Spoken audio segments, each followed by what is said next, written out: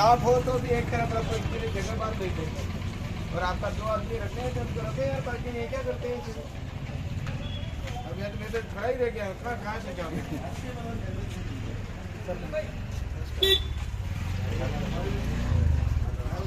क्या कौन ऐसी जगह 2 घंटा कौन बैठता है, कोई व्यवस्था कौन देखता है, पता है आपको?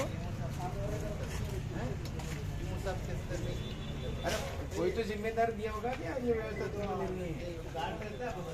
गार्ड कहाँ है, गार्ड को कह दीजिए उसको, या फिर आपका एक लाइनिंग कर दो यहाँ पर, ये वाले स्टाफ के तो स्टाफ की खड़ी रखे बस। और यहाँ इमरजेंसी केस में कोई आ जाए तो बेचारा मर जाए ना 5-10 मिनट में हटाने में ही, गलत बात है फिर।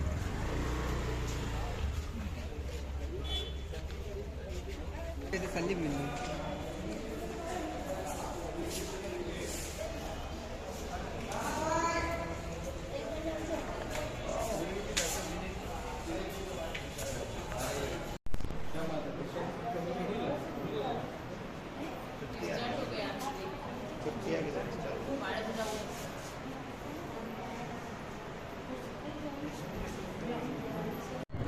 सर, यहाँ जो गवर्नमेंट हॉस्पिटल उसको पार्किंग की जो अव्यवस्था है उसके बारे में क्या कहना चाहिए? देखिए, मैंने भी सुझाव दिया है, यहाँ इमरजेंसी केसेस भी आते हैं और गेट के सामने जब वाहन खड़े रहते हैं स्टाफ के, तो वो थोड़ा ठीक नहीं है।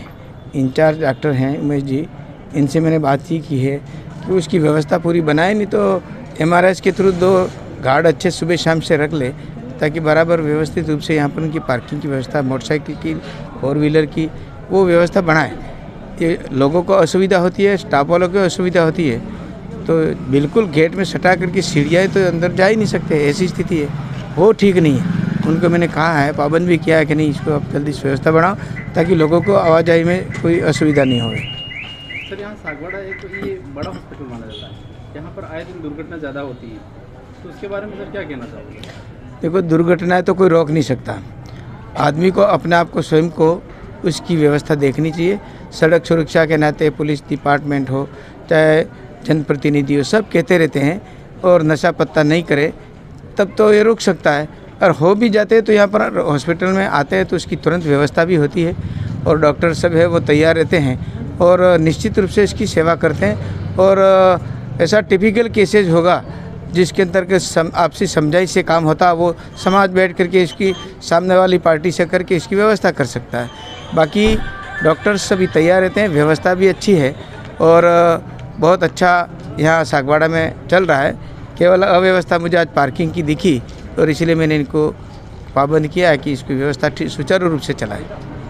तो ज़्यादातर युवा हेलमेट नहीं लगाते हैं, तो प्रशासन से क्या कहना चाहोगे? देखिए, कल भिलुड़ा के अंदर भी एक कार्यक्रम रखा, 200 हेलमेट हमारे जनप्रतिनिधियों ने, ईश्वर जी सरपोटा ने और हमारे वो चिराग जो हमारा गामड़ा का ब्राह्मणीय का एक युवा मोर्चा का कार्यकर्ता है, उसने भिलुड़ा में कार्यक्रम रखा था और सड़क सुरक्षा के नियम कानून बताए। यहाँ के DYSP भी थे और उन्होंने इस बात को कहा है कि जो नशा पत्ता करके जो बच्चे और वाहन चलाते हैं, 2 व्हीलर चलाते हैं, 4 व्हीलर चलाते हैं, और भिलुड़ा के अंदर भी हमारी एक लड़की जो है वनिता पंड्या, उसकी बच्ची, आज एक्सीडेंट हो गया, इनको बोरी के आगे तालाब है उसके पास में और एट द स्पॉट वो उसकी मृत्यु भी हो गई।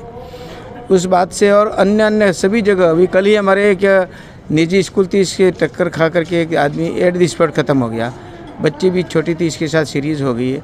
तो ऐसी स्थिति में दोनों तरफ से बात है, एक तो चलाने वाले ड्राइवर सही चाहिए और नशा पत्ता नहीं रखे और ऐसी व्यवस्था रहे। बाकी जो लड़के युवा हैं वो स्टंट करते हैं, मोटरसाइकिल पे बैठ के इधर घुमाना उधर घुमाना और मज़े लेते हैं, शराब पी करके मज़े करते हैं। तो ऐसी स्थिति में अगर इसको तो मरना ही है फिर, और ऐसी स्थिति करे तो कौन सुधार कर, प्रशासन भी क्या करे, डॉक्टर भी क्या करे, जनप्रतिनिधि भी क्या करें।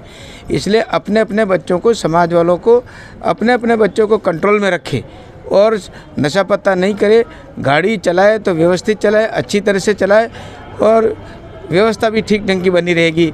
इससे केवल उसका परिवार ही दुखी नहीं होता है, उसके सगे संबंधी दुखी होते हैं, समाज के लोग दुखी होते हैं और उसको देख करके कई लोग दुखी होते हैं। ऐसी स्थिति में ये दुर्घटनाएं होती हैं, वो उचित नहीं है।